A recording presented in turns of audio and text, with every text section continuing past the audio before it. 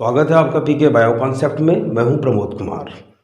आज हम पढ़ेंगे क्लास 12 बायोलॉजी का first chapter reproduction in organism, जीवों में जनन।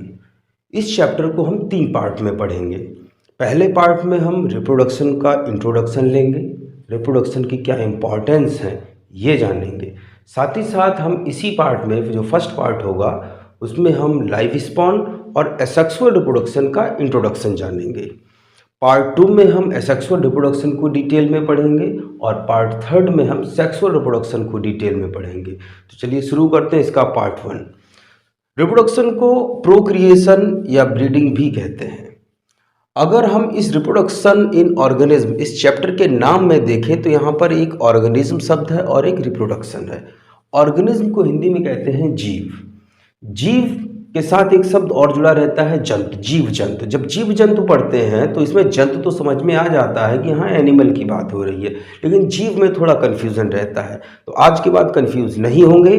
जीव का अर्थ है सभी सजीव। All the living beings are called organism, means all the objects having life called organism. जिनमें भी जीवन है वो सब ऑर्गेनिज्म। और ये ऑर्गेनिज्म को हिंदी में बोला हमने जीव, तो चाहे वो प्लांट हो, चाहे वो एनिमल हो, चाहे कोई फंगस हो, चाहे कोई प्रोटिस्टल हो, चाहे कोई मोनेरन हो, यानी चाहे वो बैक्टीरिया हो या फिर कोई अन्य यूनिसेलुलर ऑर्गेनिज्म, सारे के सारे जिनमें लाइफ है वो सब हैं जीव। ठीक, तो जीव और जंतु दोनों अलग बातें हैं। जंतु यानी स्पेशली एनिमल, और जीव का अर्थ है इसमें एनिमल के साथ साथ अदर जो लिविंग बींग्स हैं वो भी शामिल हैं।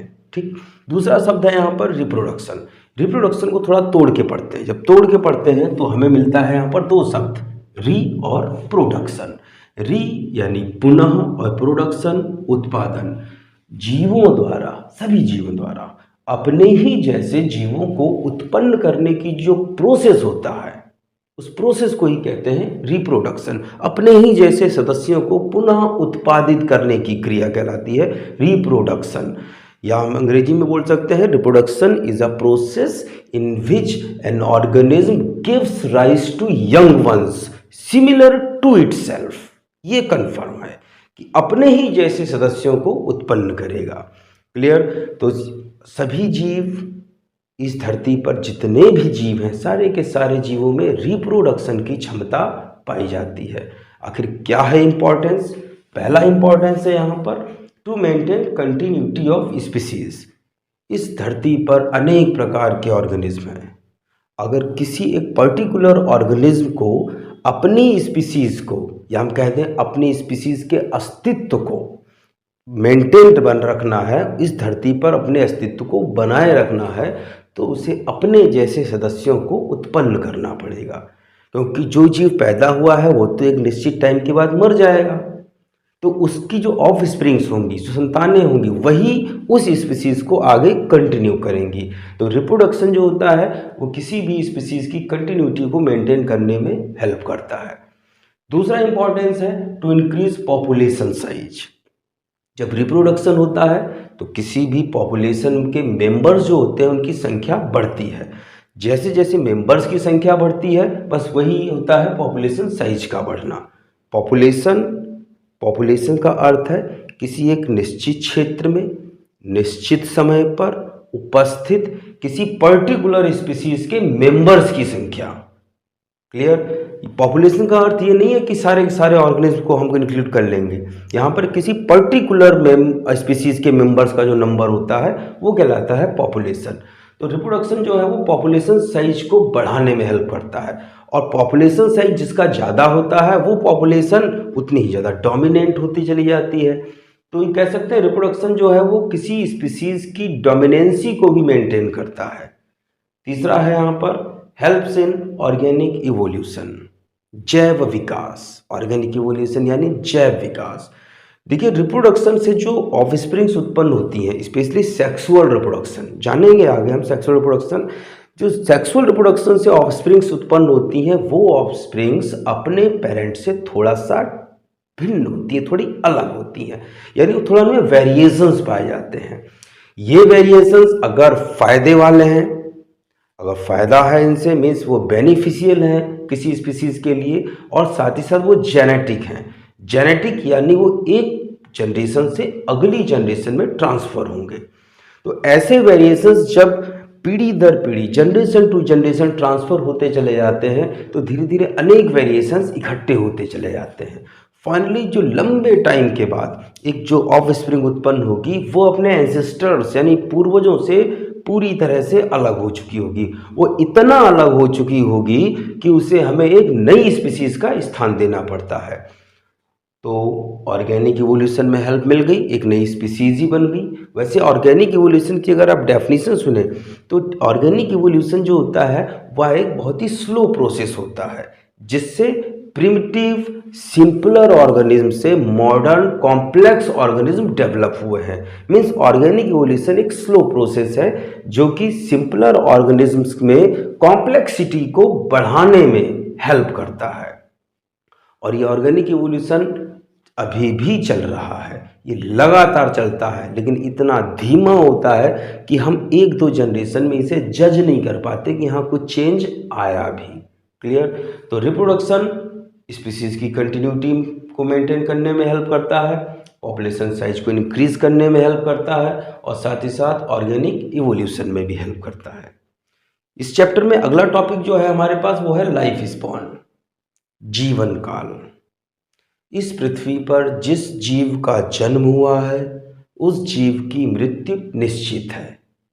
बस जन्म से लेकर किसी भी जीव की जन्म से लेकर उसकी नेचुरल डेथ, ध्यान रखें नेचुरल डेथ, एक्सीडेंटल डेथ नहीं, नेचुरल डेथ के बीच का जो यहाँ पर टाइम पीरियड होता है, this time period is called life spawn.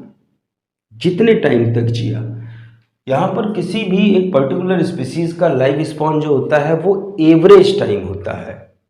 Average time का अर्थ है जैसे पैरट की बात करें, इसका लाइफ स्पॉन 140 ईयर्स होता है, 140 साल। तो इसका ये अर्थ नहीं कि सारे के सारे पैरट जो हैं वो 140 साल होकर ही मरेंगे, नहीं, कुछ पहले भी मरेंगे, कुछ बाद में भी मरेंगे, बट ऑन एवरेज जो इनका लाइफ आएगा वो आएगा 140 साल। क्लियर? लाइफ स्पॉन में 4 स्टेज होती हैं, जुवेनिलिटी, मैच्योरिटी, एजिंग एंड सेनेसेंस और लास्ट है डेथ। जुवेनिलिटी, किसी भी जीव का जब जन्म होता है तो उसमें तुरंत ही रिप्रोडक्शन की कैपेसिटी नहीं होती, एक सर्टेन पीरियड तक वो रिप्रोडक्शन नहीं कर सकता। तो रिप्रोडक्शन की क्षमता डेवलप होने से पहले तक की जो एज होती है, जो स्टेज होती है, वो स्टेज ही कहलाती है जुवेनिलिटी, मीन्स प्री रिप्रोडक्टिव स्टेज। दूसरा है मैच्योरिटी, आफ्टर जुवेनिलिटी उस जीव में रिप्रोडक्शन की कैपेसिटी डेवलप होती है, जब वो रिप्रोडक्शन करने लगता है तब वो स्टेज कहलाती है maturity. This represents reproductive stage.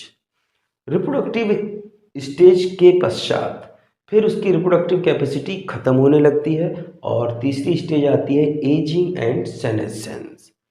Ageing means progressive deterioration of body, body deterioration यानी पतन, बॉडी के टिश्यूज, ऑर्गन्स, इनकी जो फंक्शनिंग होती है, इनकी जो वाइटैलिटी होती है वो धीरे धीरे मंद होने लगती है।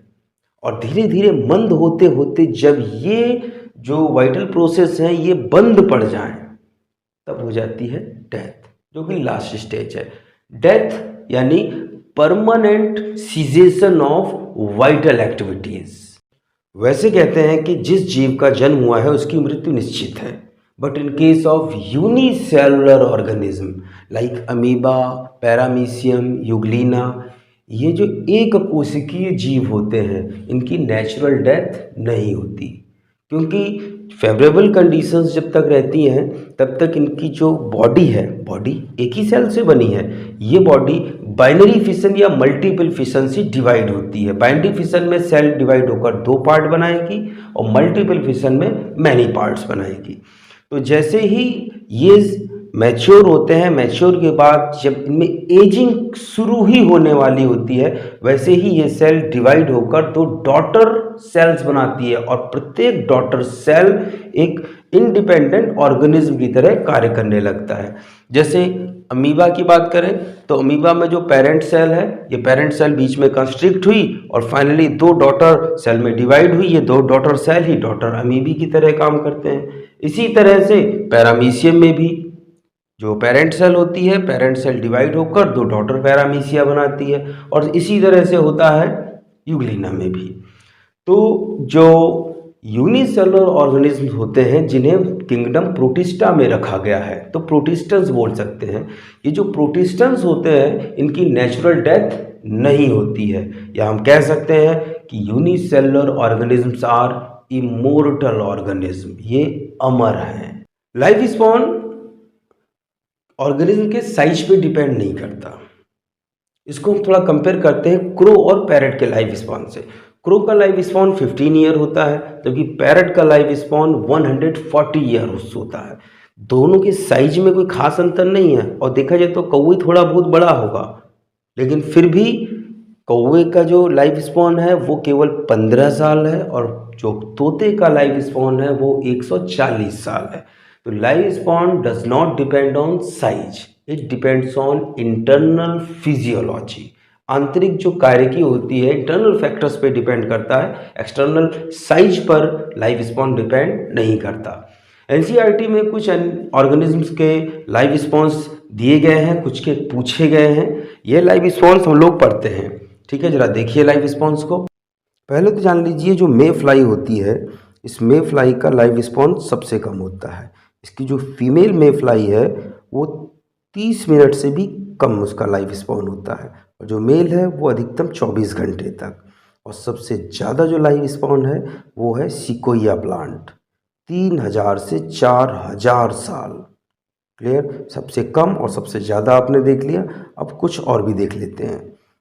बटरफ्लाई का लाइफ स्पॉन 1 to 2 वीक होता है, fruit fly 30 days, rice plant 3 to 4 months, wheat plant 6 months, rose 5 to 7 years, dogs 20 to 30 years, cows 20 to 25 years, banana tree 25 years, monkeys 26 years, horse 40 years, crocodile 60 years, elephant 60 to 90 years, man 100 years, parrot 140 years, banyan tree 200 to 250 years, housefly 1 to 4 months, jellyfish 1 year, ostrich 50 years, leech 20 years, rat 2 to 3 years, squirrel 6 to 8 years, tortoise 100 to 150 years, lion 25 years। अब हम देखते हैं types of reproduction. Reproduction basically दो type का होता है, sexual reproduction and asexual reproduction. दोनों में थोड़ा सा अंतर अभी जान लें, डिटेल में आगे बढ़ेंगे। जो सेक्सुअल रिप्रोडक्शन होता है, इस सेक्सुअल रिप्रोडक्शन में गैमेटिक फ्यूजन होता है। गैमेटिक फ्यूजन यानी गैमीट्स जो होते हैं उनके बीच में फ्यूजन होता है। अब ये गैमीट्स क्या होते हैं अपने आप से ही समझते हैं हम लोग। जो ह्यूमन बीइंग की नॉर्मल सोमैटिक सेल्स होती हैं, उन सेल्स में 46 क्रोमोसोम्स होते हैं, और इन 46 क्रोमोसोम्स में से 23 हमें फादर से मिलते हैं और बचे हुए 23 हमें मदर से मिलते हैं। और इस सेल में ये क्रोमोसोम्स जो हैं वो सब पेयर्स में पाए जाते हैं, यानी क्रोमोसोम पेयर्ड होते हैं। ऐसी सेल्स जिनमें क्रोमोसोम पेयर्ड हो वो सेल कहलाती हैं डिप्लॉइड सेल्स।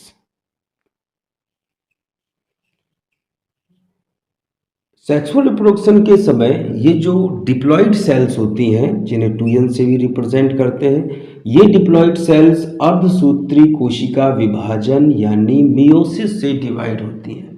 और मियोसिस से जब डिवाइड होती है तब इनमें क्रोमोसोम का नंबर रह जाता है आधा, 46 का रह गया अब यहाँ पर 23। अब इस 23 वाली क्रोमोसोम वाली जो सेल है, इसमें क्रोमोसोम सब अनपेयर्ड है। ऐसी सेल्स कहलाती हैं हैप्लॉइड सेल्स। ये हैप्लॉइड सेल्स ही गैमेट्स की तरह काम करती हैं। अगर ये मेल में बनते हैं तो इन हैप्लॉइड सेल्स को बोलते हैं हम लोग स्पर्म, और जब ये फीमेल में बनती हैं तब इन्हें बोलते हैं हम ओवा। दोनों ही हैप्लॉइड होते हैं, 23 क्रोमोसोम स्पर्म में होते हैं और 23 ओवा में होते हैं। फिर ये दोनों सेल्स फ्यूज होती हैं। फ्यूज़न का प्रोसेस कहलाता है फर्टिलाइजेशन। फर्टिलाइजेशन से जो सेल बनती है फिर से डिप्लॉइड हो जाएगी, और फर्टिलाइजेशन से जब भी कोई सेल बनती है तो पहली सेल कहलाती है जाइगोट, और ये जाइगोट ही एक नया ऑर्गेनिज्म डेवलप करेगा। तो गैमेटिक फ्यूजन जहाँ हो रिप्रोडक्शन में, वो होता है सेक्सुअल रिप्रोडक्शन। और इसके अलावा दुनिया में किसी भी तरह का रिप्रोडक्शन हो वो सब होता है एसेक्सुअल रिप्रोडक्शन। क्लियर? तो एसेक्सुअल रिप्रोडक्शन में गैमेटिक फ्यूजन नहीं होता, जबकि सेक्सुअल रिप्रोडक्शन में गैमेटिक फ्यूजन होता है। देखिए बुक्स में ये भी लिखा है कि एसेक्सुअल रिप्रोडक्शन में गैमेटिक फॉर्मेशन यानी गैमेट का फॉर्मेशन और फ्यूजन नहीं होता। तो ध्यान रखिए, एसेक्सुअल रिप्रोडक्शन के केस में गैमेट का फॉर्मेशन हो सकता है। पार्थेनोजेनेसिस पढ़ेंगे हम लोग, पार्थेनोजेनेसिस में गैमेट्स बनते हैं लेकिन फ्यूज नहीं होते। लेकिन सेक्सुअल रिप्रोडक्शन में गैमेटिक फ्यूजन जरूर होगा। ठीक है, तो जरा हम सेक्सुअल रिप्रोडक्शन के कुछ बेसिक टाइप्स जो हैं उनको देखते हैं और फिर आगे पढ़ेंगे हम लोग इनको डिटेल में पार्ट 2 में। जरा देखिए सेक्सुअल रिप्रोडक्शन। देखिए इस फ्लो चार्ट में सेक्सुअल रिप्रोडक्शन के कुछ टाइप्स हैं। इसमें पहला टाइप है फिशन। फिशन के भी 2 टाइप हैं, binary fission and multiple fission. दूसरा टाइप है यहाँ फ्रेगमेंटेशन। तीसरा है बडिंग। बडिंग में 2 टाइप हैं, external budding and internal budding. फिर आता है रीजेनरेशन, फिर स्पोर फॉर्मेशन और लास्ट है वेजिटेटिव रिप्रोडक्शन। वेजिटेटिव रिप्रोडक्शन के 2 मेथड्स हैं, natural methods and artificial methods. Artificial method में 4 टाइप के आर्टिफिशियल मेथड्स हम लोग पढ़ेंगे, cutting, grafting, layering and tissue culture. Sexual reproduction के ये जो टाइप्स आप फ्लो चार्ट में देख रहे हैं इनको हम लोग एक एक करके डिटेल में डिस्कस करेंगे इस चैप्टर के पार्ट 2 में।